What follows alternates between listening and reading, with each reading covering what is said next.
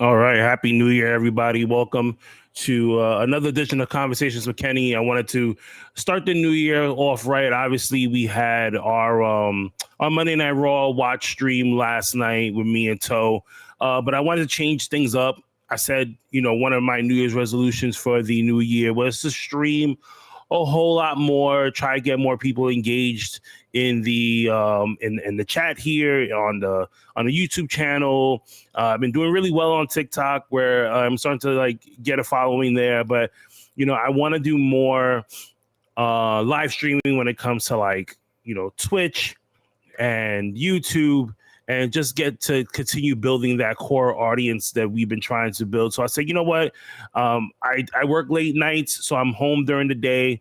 A lot of the time, I'm not really doing anything. I'm just kind of just home, just relaxing, watching TV, looking at highlights from like past events and stuff like that, or just like shooting the shit with people that I know that they're at work and they're not doing anything at all.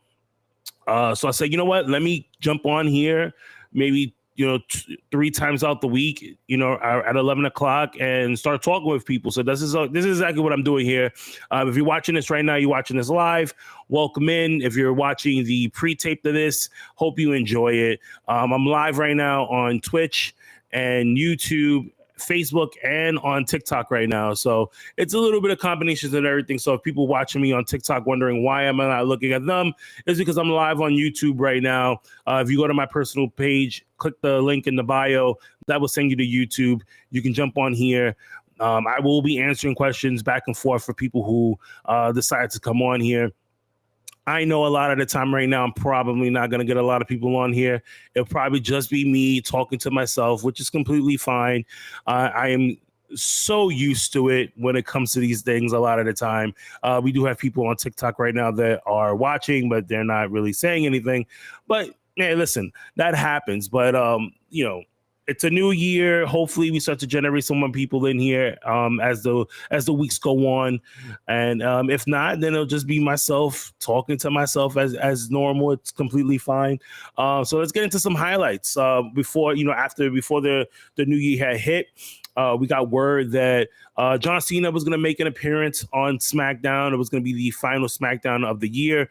He was going to be tag teaming with Kevin Owens to take on Sami Zayn and the tribal chief himself, Roman Reigns. I was one of the people who's really excited to see John Cena back in a WWE ring, just because I am a big John Cena fan. A lot of people who know me know that I love John Cena. I think he's a really great guy. His movie career is starting to take off. I got a little follow here from Jeremiah over on TikTok. Shout out to Jeremiah for hitting that follow button and joining the experience here. But back to SmackDown, typical John Cena fashion. There was a lot of times where I thought, I was kind of wondering, what was this leading into? Was it going to continue on with, the Sami Zayn and Kevin Owens storyline of their friendship? Where does John Cena play into this?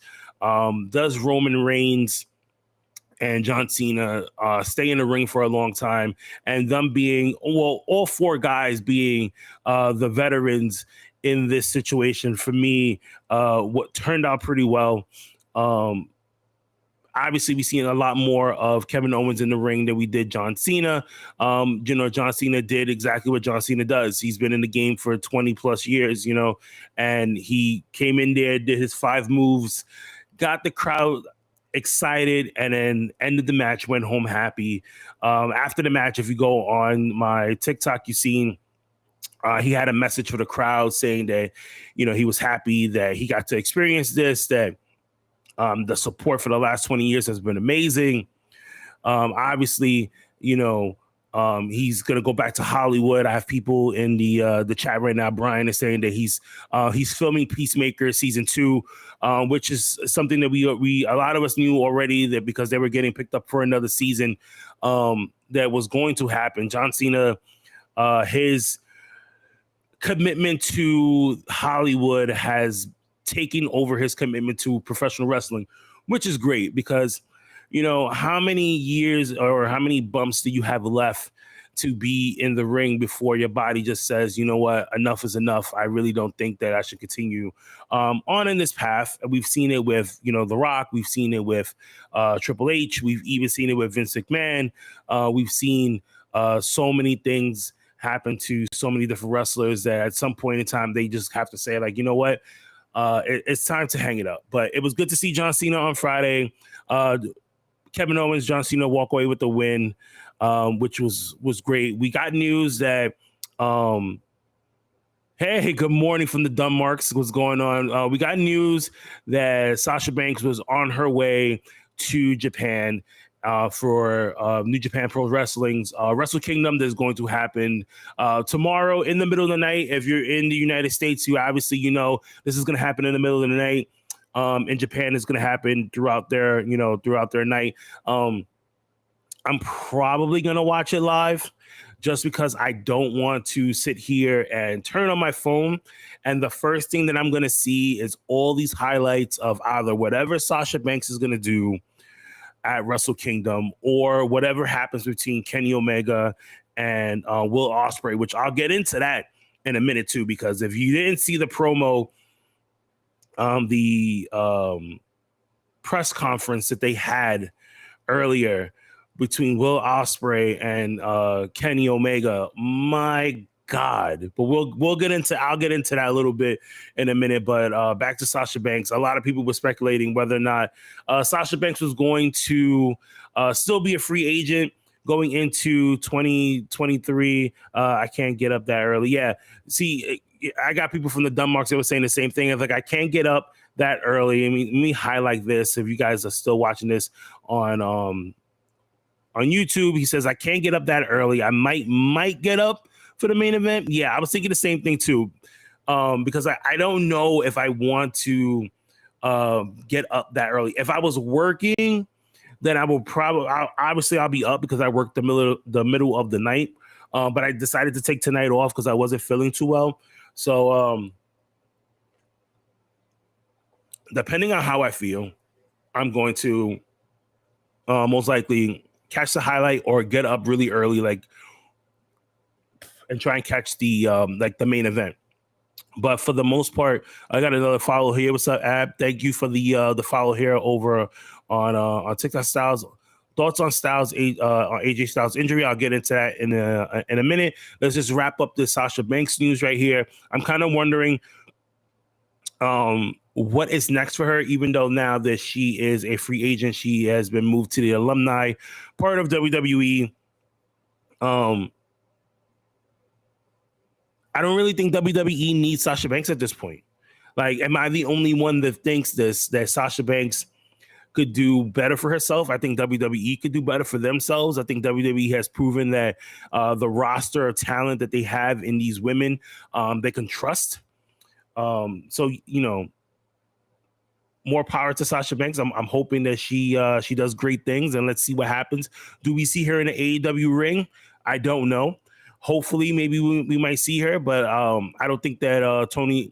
I don't think she's gonna. I think Tony would try and sign her for long term, but she would try and do like a short term deal with AEW and continue on into her journey as far as like what she wants to do. Because obviously, Sasha Banks is going to make the rounds now that she is no longer employed with the WWE. We've seen Charlotte Flair come back. I had some people, because I made a post on TikTok stating that, it's about time that she came back to work. And a lot of people was just like, stop hating. I'm not hating. I love Charlotte Flair. I think she's an amazing talent. Everything that she's done in the ring so far, everything in her career has been phenomenal.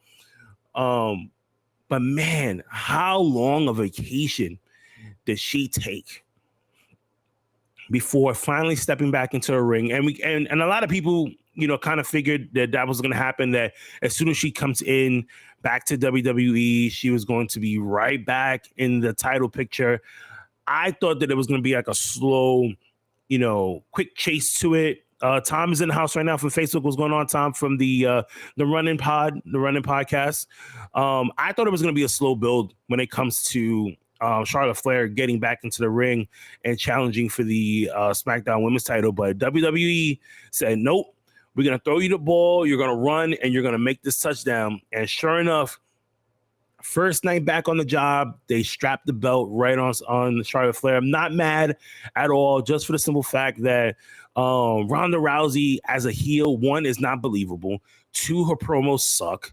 3, I'm so tired of her in-ring work that is just ridiculous. Every single week, I feel like Ronda Rousey was forced to come to work, forced to be in a ring with people and interact with the fans, interact with her coworkers. I think the only reason why Shayna Baszler was put with Ronda Rousey is because they're friends, and maybe that was just a little leeway for her to, continue coming to work. And a lot of people are not mad because even Isaac is saying that he's not mad that Charlotte got the title. I'm not mad either, just for the simple fact that I think that was just something that needed to be done.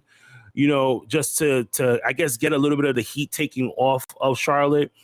I'm not Charlotte from Ronda Rousey at the moment, because a lot of people were not feeling Ronda Rousey at all.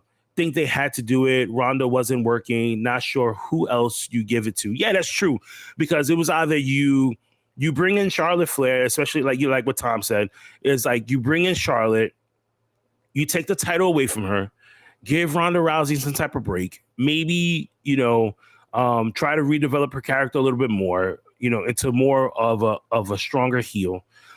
Or you have to build up another star. And the only star that I seen on SmackDown that could maybe possibly would have done something with the title was Raquel Gonzalez. Like, that was it. She was like the only one that, and you seen that they gave her a title opportunity on Friday, and they didn't pull the trigger on her. So obviously they're like, they see the potential in her, but at the same time, they're maybe thinking to themselves, like, we're going to hold off a little bit. Let's bring in Charlotte. Let's put the title on her. Let this play out for, Royal Rumble. I don't think this is going to stretch all the way until WrestleMania. You don't want to stretch this out for the next 3 months until Mania comes around. But for the most part, let's see what happens now. They're turning Charlotte into a face. It looks like she didn't come in as a heel. She's coming in as a baby face. Tom goes, this is weird, but I think they need to cover up Raquel's tattoo. Thought to believe her being a badass with a palm tree tat. Yeah, it is a little hard. I mean, and that's the thing with a lot of, talent in sports in general. I'm not just going to say like,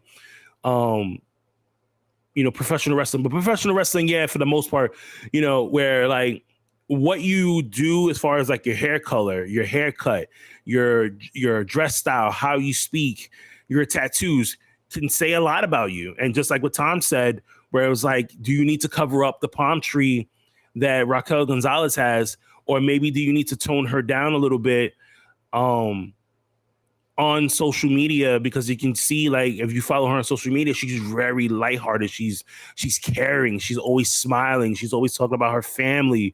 She's always hanging out with her friends. She's doing a lot of stuff that would make her feel more as a baby face rather than a heel. So when Raquel came in at first to the main roster, she came in as a what? She came in as a heel. Slowly but surely, they're turning her into a baby face, where like now she's like the giant that's going to come in and help out the smaller talent in ring at all. We have some more comments here on TikTok saying WWE is fake. Yes, WWE is fake. We never said that WWE is real. Just like we watch Black Adam and we watch Avengers and we watch Iron Man and Spider-Man and Black Panther and all these other shows, there's nothing real. There's nothing real at all. And it's funny because people say like, professional wrestling is fake. And there's no real format to this. So if I go from one thing to another, they're all kind of intertwined together. When it comes to these conversations, obviously with the name of the show, Conversations with Kenny, is that nothing in this world really is real except for the people who live, not even the people who live in it. I could say like death and birth are real, and pain and suffering obviously are real too. But a lot of things that we see on TV, obviously 95% of the time is staged, from what we watch on the news to what we see in movies to reality TV and the people that we interact with on a daily basis online. We all, in some form of another, act really fake, right? But anyway, Wrestle Kingdom is tomorrow in the middle of the night. I was looking through Instagram and I was looking through Twitter, and somebody had posted a clip of Kenny Omega and Will Ospreay press conference. And I want to get into this. I'm going to share my screen. Hopefully the people over on the people over on YouTube don't shut down for this, because it's a little long. I think I was watching this. Let me tell you something. If this promo that they cut, because obviously, Will Ospreay and Kenny Omega, they have history with each other from New Japan and, traveling all around the world in the indies and stuff like that. But a lot of the highlights do come from New Japan Pro Wrestling. If this promo here, this press conference did not get you hyped to watch these two get into the ring and do what they do best, then I do not know what else is going to convince you to watch this match right here. Didn't watch that yet. Yeah, listen, Chris. When I saw this, I had to watch it twice for the simple fact that it felt so real. Because I remember reading an article, I was reading an interview with Kenny Omega, and he was talking about Will Ospreay and how he felt bad for Will Ospreay, that how he, he put a lot of pressure on him, especially after he left New Japan, because obviously, like Kenny Omega was the guy. Kenny Omega was that top draw in New Japan. A lot of us, who are casual fans of New Japan Pro Wrestling, let's be honest with you, a lot of us only watch certain pay-per-views when certain things are going down in New Japan Pro Wrestling. Obviously, Wrestle Kingdom being their WrestleMania in New Japan, is something that we're all going to watch. We either going to watch it live, or we're going to watch the highlights, or we're going to watch it, we're going to watch the replay afterwards. So they're making this really big, and for a good point in time, especially through the pandemic era of New Japan, it was people like Will Ospreay. It was people like Okada. It was people, holding down the fort for New Japan, with a lot of other people like the Young Bucks, like Cody, like Kenny Omega, were leaving, starting another company in AEW, and taking other people with them, like Moxley, like Juice Robinson, the Good Brothers, and taking them back to the United States, where New Japan were, using these guys to bring that casual fans in to draw more money for New Japan. So when Will Ospreay goes and says, like, you only had to drive 3 hours away and wrestle one time a week, like, that's real, because obviously we all know how, AEW schedule is, but at the same time, you can't discredit Kenny Omega when, before Kenny Omega got hurt or before he decided to take a break, Kenny Omega was everywhere. Kenny Omega was in Mexico. Kenny Omega was in Impact Wrestling. Kenny Omega went back to New Japan. Kenny Omega was in AEW. Shit, if you could have gave Kenny Omega the opportunity, he would have went to the WWE. But Vince McMahon doesn't want to open up that door and let other people in to come and play with his talent. Kenny Omega is a hard-working talent. Will Ospreay is a I saw Will Ospreay in person at a gym that was only with 200 people, and he made us feel like he was performing for 5,000 people, 10,000 people in attendance. These two guys are going to put on a show. I think this is going to be one of these matches where, like, I have to see this live just because I don't want to wake up and only watch the highlights. Like, you know, I know like the dumb marks were saying like, hey, I may just stay up. I may try and get up just for the main event. I want to see where this match is on the card, just so I can I can possibly set my alarm, wake up, watch this match, and then think about, man, do I really want to see the rest of the pay-per-view, or should I just go to sleep afterwards and come back to it a little bit later? You've seen throughout the whole entire press conference that just that one clip, because obviously Kenny Omega has some things to say. I didn't watch the full press conference. I'll watch it a little bit later on today. We could talk about this, you know, more tomorrow. But just with both of these guys with their shades on and not saying a word to, like, Kenny Omega not saying a word, just a little smirk, maybe a little head nod, speaks so much volume when it comes to that one clip, because you feel the passion in Will Ospreay. And I think that if Kenny Omega would have said something to either interrupt him or do something that would stop him from talking, would have taken away from the passion that was coming out of this guy. And this is going to be, besides seeing what Sasha Banks is going to do, I definitely want to see what's going to happen between these two guys when it comes to the ring. Over the weekend too, we seen Shinsuke Nakamura take on the Great Muta. I missed this match.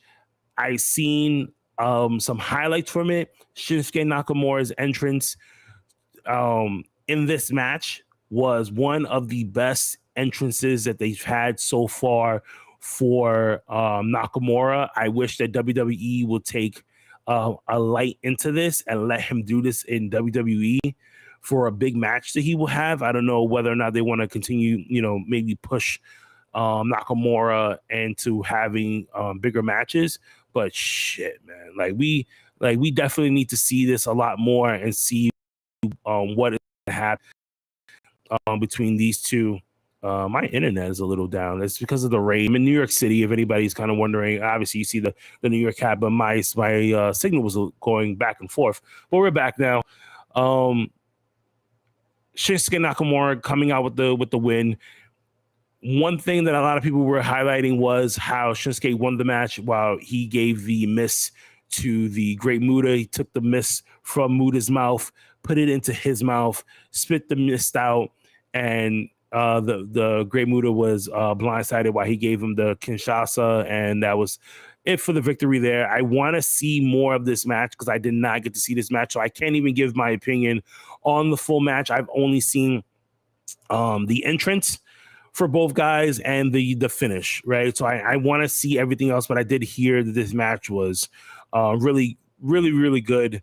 I know Hazel over, he was highlighting that last night and just talking about like his thoughts on the match right there itself.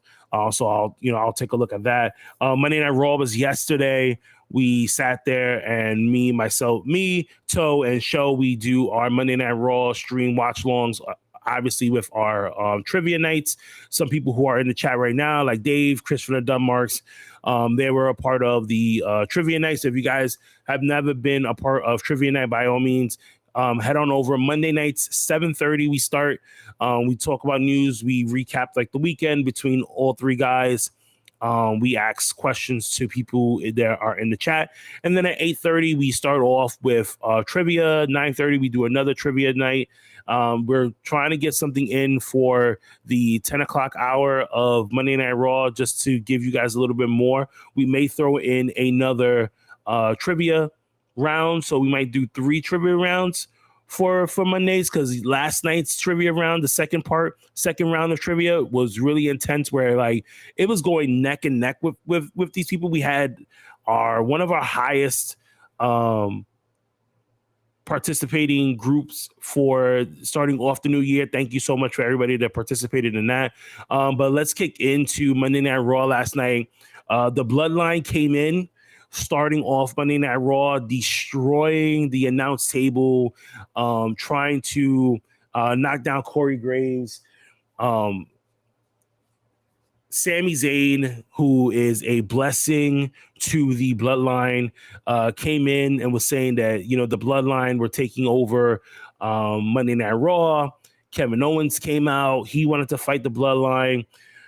Adam Pearce is coming in saying that no one's going to do anything right now. He said that everyone from the Bloodline was going to have a match on Raw. So we got to know who the opponents were, because everyone backstage pretty much wanted a piece of the Bloodline. There was no Roman Reigns last night. There was no Paul Heyman. So basically it was just Sequoia, the Usos, and Sami Zayn. We got word that they were going to have a tag match. Kofi's in the house right now saying we live. What's going on, Kof? Kevin Owens ended up teaming with the Street Profits to take on Sami Zayn and the Usos. Kofi said he didn't watch Monday Night Raw last night, so it's great that you jumped in right now, because I'm going over Monday Night Raw right now. Sequoia took on Elias in a music street fight, which was pretty good. Sequoia walked away with the victory on that one by power slamming Elias to a piano. If you go back and you watch the highlights to this, my God, that piano, when he landed on the piano, folded so well. I don't know who did this. I don't know who put this thing together, but bravo to you, because you guys did a fantastic job on that one. Alexa Bliss took on Bianca Belair for the Raw Raw Women's title.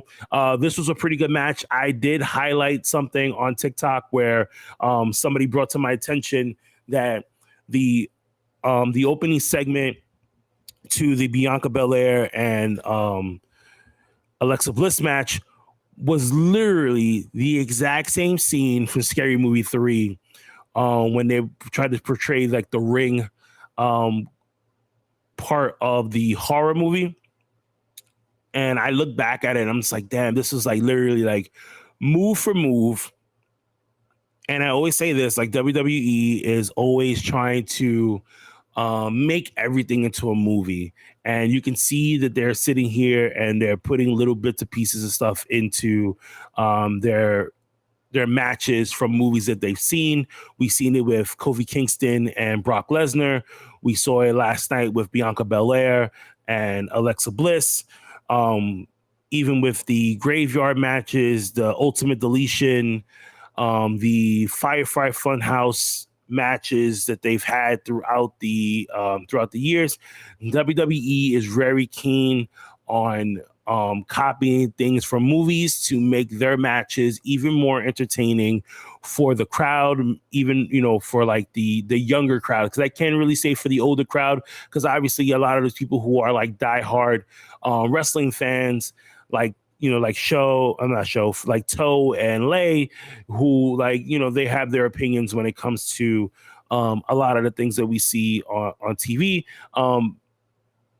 Bianca Belair and Alexa Bliss wrestling to a no contest, obviously, but we've seen where Alexa Bliss is slowly turning back into the Twisted Bliss that we seen when she was with Bray Wyatt. Obviously, we've seen there where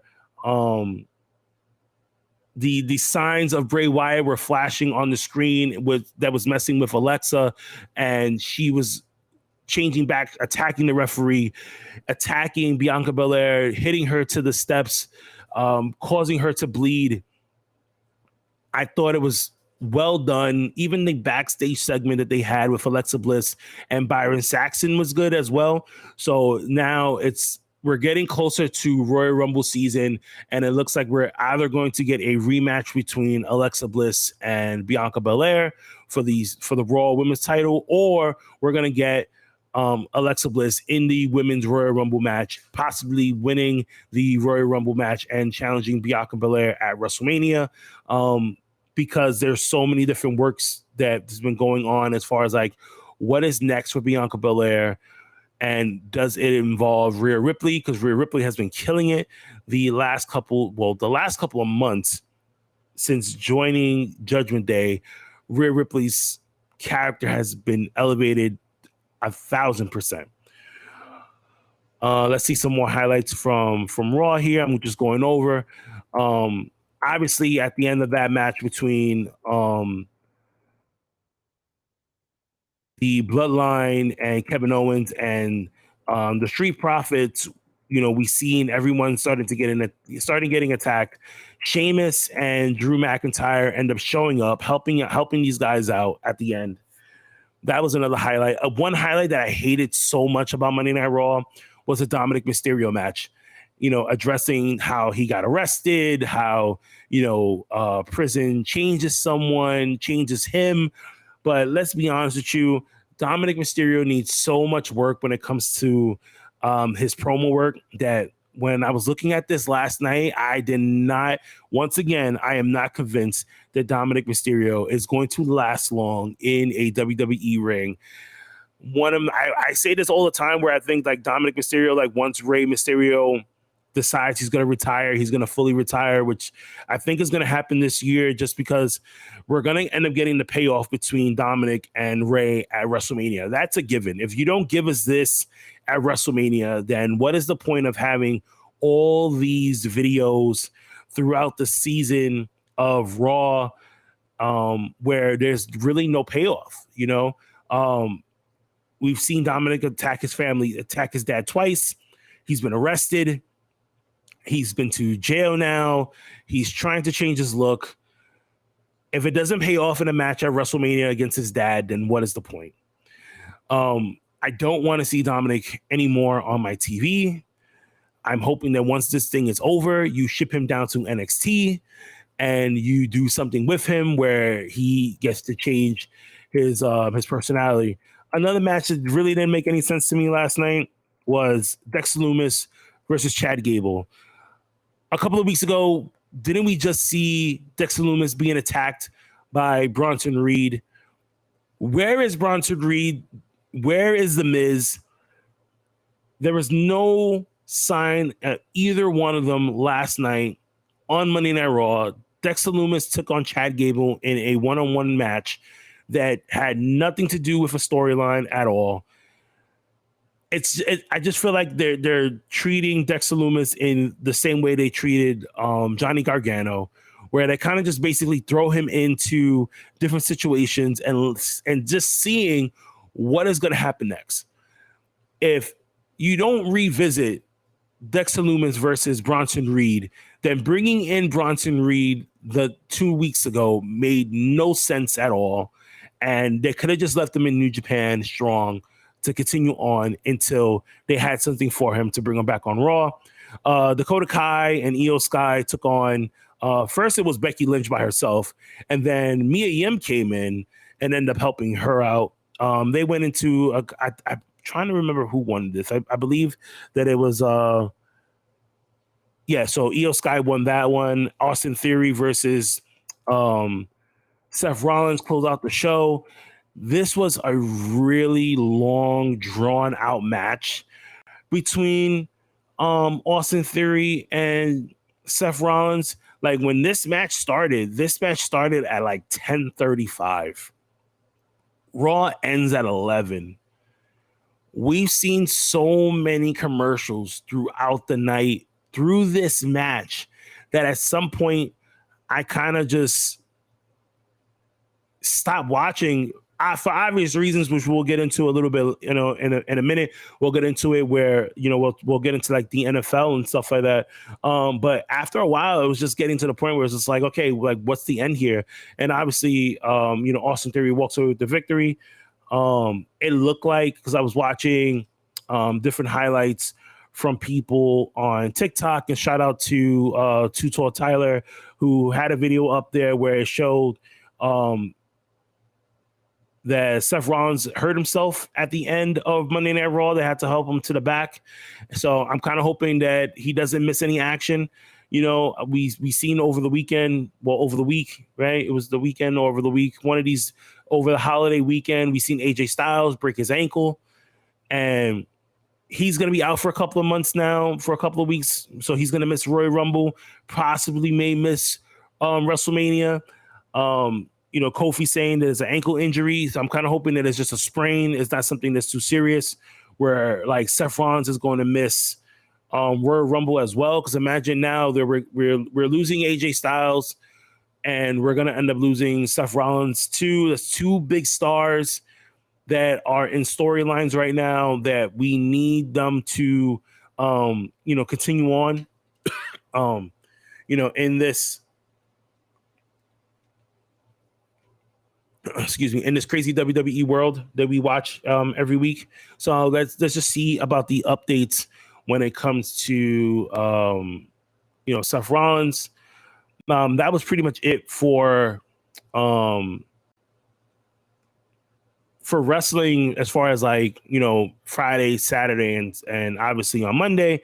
And then a lot of our focus last night turned to the Bills and Bengals game. Now I'll get into the football part of my conversations here. Me and Toe, we talk about football periodically throughout the night when it comes to Mondays, obviously, because we have fantasy football teams that we are a part of. But we didn't know what was going on until somebody in the chat last night on our stream was like, hey, one of the Bills players is down on the ground and they're performing CPR. I was not watching my TV for the simple fact that I was still watching Monday Night Raw. We stopped watching Raw to find out what was going on.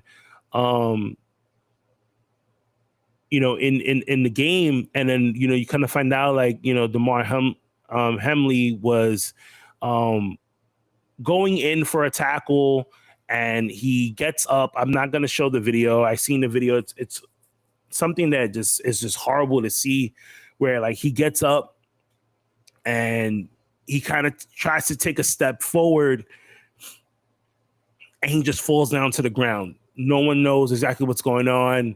They're like, he's not breathing. His heart stopped. Everyone is around him wondering what's going on. They're performing CPR on him, on the field. Reading reports on ESPN and a lot of these other news stations, everyone was in shock. This was a time where like everything kind of felt like it just stopped. Time was so stuck, going through the timeline of everything that happened. Is like, the play happened at like 8:55. Around 9:00, they're performing CPR. They're wheeling him off. Finally they get his heart to start going up again. They wheel him off. They get a pulse, and they take him to the hospital, where they're like putting chest tubes on him, helping him to breathe, trying to check his vitals. By 10:00, they postpone the game. They don't know when they're going to start this game up again.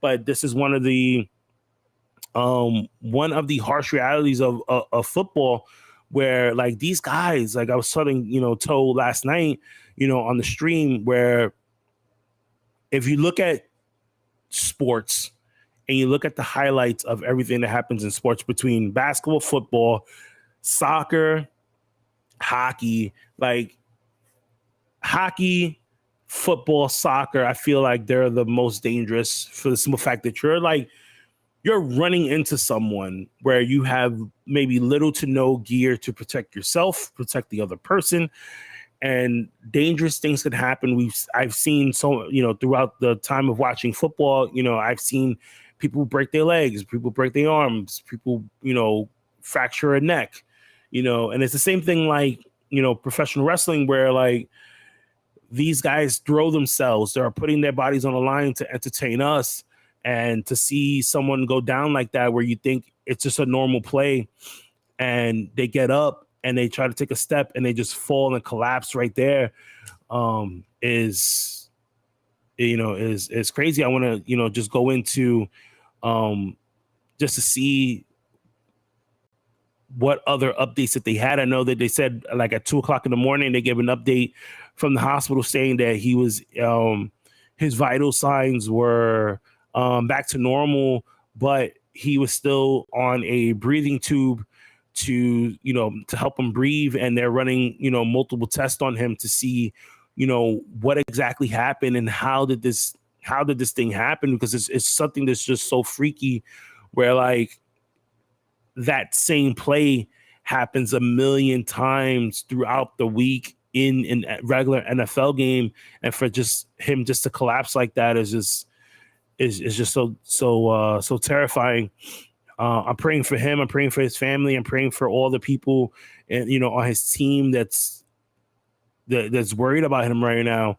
One of the things that I love that I seen last night was that he has a toy drive and he's helping out his community. This is his second year in the NFL. So he wants to give back to his community and he has a toy drive, and his goal for the toy drive was only $2,500. This is something that he could just put in himself, with the NFL money that he's making. And within not even hitting midnight, the toy drive went up to $3 million. Everyone from the casual fan to professional athletes were donating money to this charity that I'm praying that he pulls through, that he can see the love and support that everyone around the country is showing him right now, is showing his family.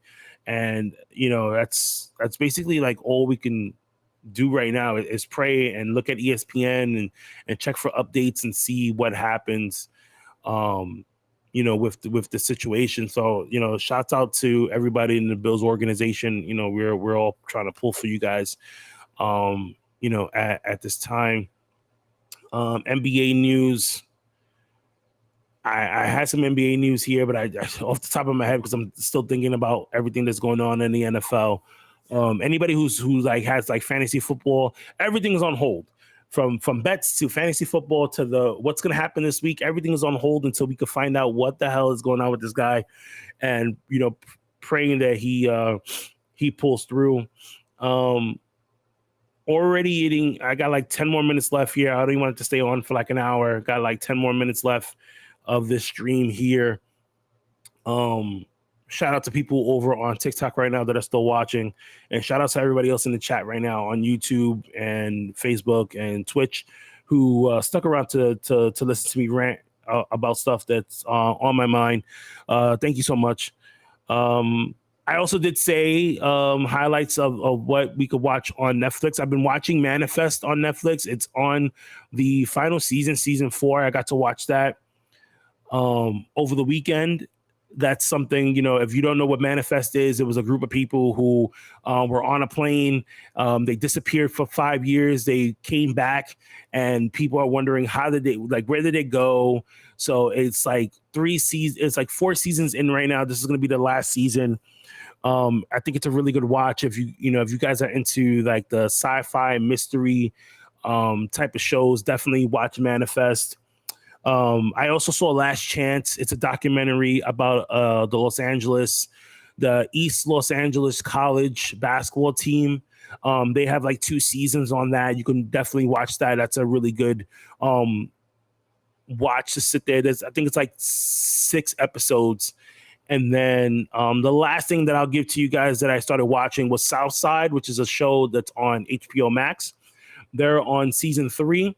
Definitely something that I think you guys need to watch. It is a comedy that is just like you can sit back and watch it and just distract yourself from all the craziness in the world and just have a really good laugh. Gonna answer one more question here. So Kofi was like, did you go to Battle Club Pro? No, Battle Club Pro doesn't have anything until the 21st that I thought of. But I will be going to the Battle Club Pro show on the 21st, which is going to have so many different amazing people. Main event is going to be in action. Lala is going to be in action. Prolific is going to be in action. Matt Awesome is going to be in action. Sir Wilkins is going to make his in-ring debut. He's going to be in action. So those are just, highlights of people who are in the New York area. If you're in the New York area right now and you want to check out some really good wrestling, by all means, go to Battle Club Pro. Battle Club Pro, because they're killing it in the New York area. So that's, for me, hands down, my favorite. Now they had something on Friday in Jersey. Also, no. I worked a double on Friday, Kofi. So I was at work. I know about that one. That was but that was in a Battle Club Pro event. That wasn't that a Fallout Shelter or their other promotion that they do. But I missed that one. I had to work a double on Friday, so I was at work a lot of the time where a lot of the other wrestling stuff was going on. So I'm going to wrap this up here. Guys, just join me back again tomorrow. Shout out to everybody in the chat right now who came through. Shout out to the people over on TikTok who came through and, showed love, had some things to say, and to all the people who came on and started following the page. Welcome. I'll be back on all the same, honestly. Yeah, it's true. I'll be back on tomorrow at 11 o'clock. We can highlight what we saw on Wrestle Kingdom 17. So stay tuned for that. And I'm going to just keep dropping short videos throughout the day on YouTube. So look out for those as well. And if you have any questions, you can, leave me a DM on Instagram. Obviously, if you're not following me on TikTok, by all means, follow me on TikTok as well. I follow you, you follow me. That's how it is. You know what I mean? And that's it. So, guys, until next time, be safe, be easy, and hug your loved ones, because you never know when you are going to see them again. We are living in some crazy times right now. So thanks again to everyone that's in the chat right now.